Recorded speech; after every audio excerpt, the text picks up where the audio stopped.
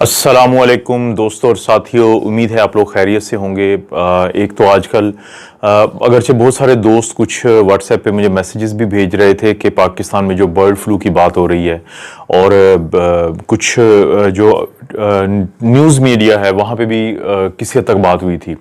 और अभी जो लेटेस्ट खबरें आ रही हैं कि ये जो एवियन फ्लू जिसे हम कहते हैं बर्ड फ्लू के नाम से भी जो मशहूर है और जो H5N1 और H5N8 की वजह से होता है, तो उसकी कुछ बातें पूरी दुनिया में और ख़ास तौर पे जो हमारा पड़ोसी मुल्क है इंडिया वहाँ पे हुई हैं और उसके बारे में कुछ रिपोर्ट्स हैं ऑथेंटिक। लेकिन क्योंकि मेरी आदत है कि मैं किसी रिसर्च के बगैर, प्रॉपर रिसर्च के बगैर वीडियो नहीं बनाता, तो कल इसके ऊपर मैं एक बाकायदा रिसर्च के बाद एक वीडियो बनाऊंगा ताकि मैं आप लोगों को ये अपडेट कर सकूं कि पाकिस्तान में जो ये बर्ड फ्लू है ये किस हद तक हो सकता है। लेकिन फ़िलहाल क्योंकि हमारा बिज़नेस है, फैमिली बिज़नेस है पोल्ट्री से रिलेटेड, तो मैंने जो अपने रिलेटिव जो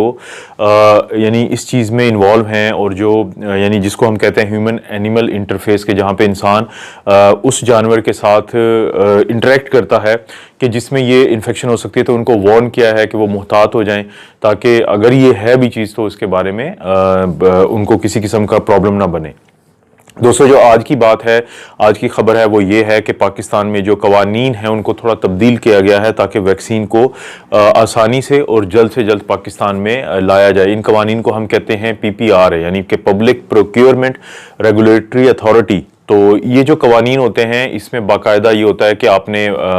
टेंडर को फिल करना है, आपने मुख्तलिफ शराइत हैं जिसको हम ब्यूरोक्रेसी या रेड टेपिज्म कहते हैं, वो चीज़ है। लेकिन अब जो कैबिनेट की मीटिंग हुई है पाकिस्तान में वज़ीर आज़म के सदारत में, तो उसमें ये फैसला हुआ है कि इन कवानीन को इंतहाई रिलैक्स किया जाए और जो पाकिस्तान जो NIH है, national institute of health Islamabad में, तो उससे जो अभी रजिस्टर्ड 6 कंपनीज हैं जो वैक्सीन वाली, तो उनमें से किसी से भी पाकिस्तान से भी जो प्राइवेट कंपनीज हैं वो इंपोर्ट कर सकेंगी वैक्सीन को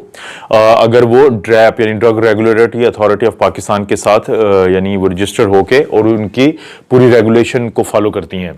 तो इसको इसलिए किया गया है दोस्तों कि ताकि पाकिस्तान में जो वैक्सीन है वो जल्द से जल्द लाई जा सके और ये बहुत ज़रूरी है। और पाकिस्तान ने एक चाइनी कंपनीज जो है उसके साथ ये चीज़ को फाइनलाइज भी किया है। इसे सिंगल बिड कहते हैं कि बहुत ज़्यादा ब्यूरोक्रेटिक जो काम है उनमें ना पड़ा जाए और इसको आसान बनाया जाए इंपोर्ट करने को यानी पाकिस्तान में वैक्सीन लाने को। अगर आपको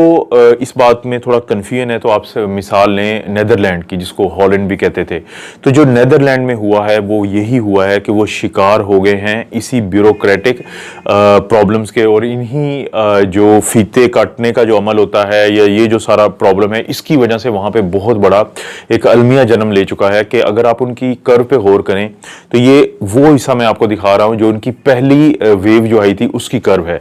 और उसी वक्त में आप ये याद रखें कि ये इस वायरस से मुतालिक हम पहली दफ़ा सर्दियों में गुजर रहे हैं, क्योंकि पूरी दुनिया में मार्च के बाद ये फैला था और मार्च तक जो है वो दुनिया में जो सर्दियां हैं वो काफ़ी हद तक जा चुकी होती हैं, क्योंकि दिसंबर, जनवरी और फरवरी का वो महीना होता है जब ऑस्ट्रेलिया और साउथ अफ्रीका को छोड़ के पूरी दुनिया में तकरीबन सर्दियों का, और ख़ास तौर पर जो यूरोप और अमेरिका का नॉर्थ है वहाँ पर सर्दियों की शिद्दत आती है दिसंबर, जनवरी और फरवरी में। तो ये पहली दफ़ा है। तो जब पहली वेव पे अगर आप दोबारा गौर करें नेदरलैंड्स की, तो फर्स्ट वेव पे उन्होंने बहुत ज़्यादा लॉकडाउन नहीं किया था, वो बड़े खुश थे, वो इसे ही कहते थे कि ये हमारा इंटेलिजेंट लॉकडाउन है।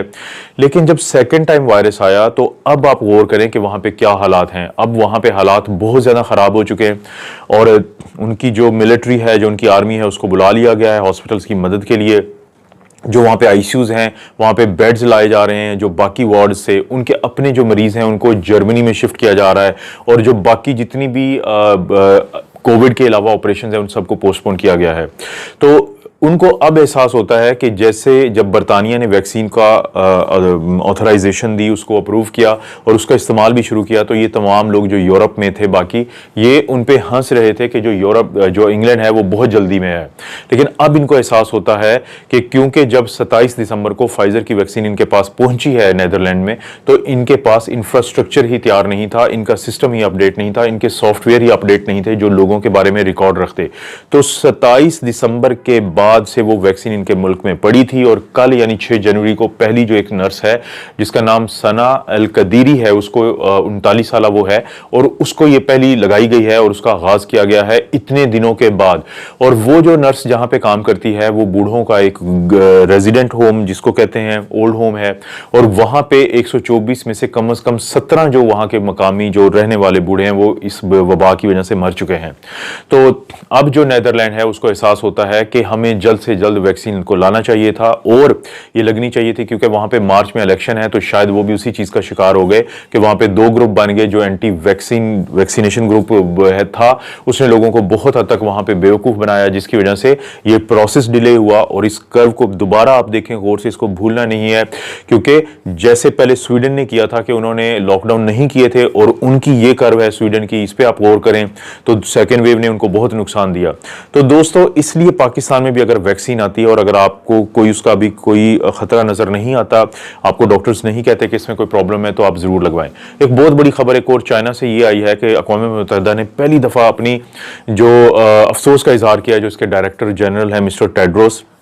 उन्होंने कहा है कि चाइना ने वादा करने के बावजूद हमारे जो साइंटिस्ट हैं उनको दाखिल नहीं होने दिया अपने मुल्क में, जो कि रिसर्च करना चाहते थे, ये जानना चाहते थे कि ये जो वायरस आया था ये वायरस आया कहाँ से है और इसका मकसद क्या है। ये साइंटिस्ट क्यों जाना चाहते हैं? क्यों? इसलिए जाना चाहते हैं कि ये अगली पैंडेमिक को रोकना चाहते हैं दुनिया में, क्योंकि साइंटिस्ट को अब यकीन हो चुका है कि जो अगली पैंडेमिक है वो किसी कोरोना वायरस से होगी या इन्फ्लुएंजा वायरस से होगी या पैरामिक्सो वायरसेस होते हैं तो उनमें से होगी। क्योंकि उनको अब अफसोस होता है, अब उनको इस चीज़ का बहुत ज़्यादा शिद्दत से एहसास होता है कि 2007 और 2013 में साइंस के बड़े मौकर जो जरीदे हैं उनमें ये इतलात शाया हो चुकी थी, ये साइंटिफिक बेसिस पे रिसर्च शाया हो चुकी थी कि जो कोरोना वायरस है, जो रिश्तेदार है, जो रिलेटिव है, जो रिलेटेड है SARS-CoV-1 से, जो 2002-2003 में आया था, तो ये म्यूटेट हो रहा है। और ये 2007 में बताया गया था कि अभी इसमें जो म्यूटेशंस हुई हैं, लेकिन अगर ये मजीद होती हैं तो ये इंसानों में अटैच हो सकता है। लेकिन जो 2013 की रिसर्च थी जिसके बाकायदा मुख्तलिफ जो मेडिकल जर्नल्स हैं उनके अंदर ये शाया हो चुका था, तो उसमें बता दिया गया था 2013 में कि जो म्यूटेशंस हैं इसकी स्पाइक प्रोटीन की वो इस हद तक हो चुकी हैं कि किसी भी वक्त ये इंसानों में एंट्री मार सकता है, एंटर हो सकता है और ये किसी पैंडेमिक की शक्ल इख्तियार कर सकता है। तो अब साइंटिस्ट को एहसास होता है कि क्योंकि वो उस वक्त अमल नहीं कर सके थे या पूरी दुनिया उसको नहीं अमल कर सकी थी उनकी इतलात पे, तो जिसका नतीजा आज हमें भुगतना पड़ा है कि पूरी दुनिया इस मुसीबत में मुब्तला है। क्योंकि इस वक्त दुनिया जानों के लिहाज से, माल के लिहाज से और पूरे नुकसान के लिहाज से इतना कुछ खो चुकी है कि वो अब दुनिया के किसी मुल्क को, किसी मुआशरे को, किसी कम्युनिटी को इजाज़त नहीं देंगे कि वो किसी और बड़ी पैंडेमिक का बाइस बने। क्योंकि जो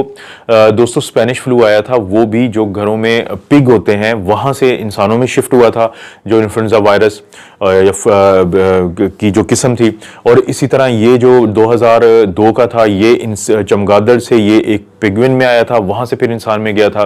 पेंगुलिन से यानी इंसान में गया था। और 2012-13 का जो था वो चमगादड़ से कैमल में, ऊंटों में गया था और वहां से इंसानों में गया था। और अब साइंटिस्ट जानना चाहते हैं कि ये जो वायरस है SARS-CoV-2 ये कैसे जंप किया इंसानों के अंदर, दरमियान में कौन सा होस्ट था। क्योंकि अब WHO ये चाहती है और पूरी दुनिया के ममालिक ये चाहते हैं कि वो तमाम जगह जहां पे इंसान जानवरों के साथ इंटरेक्शन करता है, जिसको ह्यूमन एनिमल इंटरफेस कहते हैं, तो वहां पे कड़ी निगरानी की जाए ताकि वहां पे देखा जाए कि अगर किसी को कोई अलामात आती हैं तो फौरी तौर पे जीनोम सीक्वेंसिंग करके देखा जाए कि ये कौन से वायरस हैं, कौन से बैक्टीरिया हैं, कि कहीं दुनिया में कोई बड़ी मजीद वबा ना आ जाए। खुदा ना खास्ता, साइंटिस्ट ये सोचते हैं कि खुदा ना खास्ता अगर इबोला वाली मॉर्टेलिटी जो 50% मॉर्टेलिटी है या मर्स की मॉर्टेलिटी जो 35% मॉर्टेलिटी है, किसी की मॉर्टेलिटी वो हुई और किसी का जो रूट ऑफ ट्रांसमिशन है वो हुआ जो कोरोना वायरस का है, यानी एरोसोलाइजेशन, या जब हम छींकते हैं, खांसी करते हैं, तो दुनिया में बहुत बड़ा प्रॉब्लम बन सकता है। तो इन तमाम चीज़ों को देखते हुए दुनिया और अक़वाम मुत्तहिदा चाहती है कि उस जगह को जाके देखा जाए जहां से वायरस आया है, ताकि अगली पैंडेमिक से बचा जाए। दोस्तों अभी तक जो स्ट्रेन्स आई उनके बारे में अभी तक ये कंफर्म खबर आई है अभी तक कि वो वैक्सीन उनके खिलाफ काम करेगी, वो ज़्यादा खतरनाक भी नहीं है, सिर्फ क्योंकि उनका वायरस का लोड ज़्यादा जिस्म में होता है तो वो ट्रांसमिशन ज़्यादा होती है। लेकिन इसके बारे में जैसे जैसे मज़ीद इतलात आएंगी तो मैं ज़रूर आप लोगों से शेयर करूँगा। वीडियो अच्छी लगती है तो लाइक करें, किसी और को फ़ायदा हो सकता है तो शेयर कर दें, और चैनल को अभी तक सब्सक्राइब नहीं किया तो ज़रूर सब्सक्राइब कर लें। आप अपना और अपनी फैमिली का ख्याल रखें। अल्लाह ताला आपको और आपकी फैमिली को हर किस्म की बुराई, बीमारी और आजमाइश से महफूज रखे।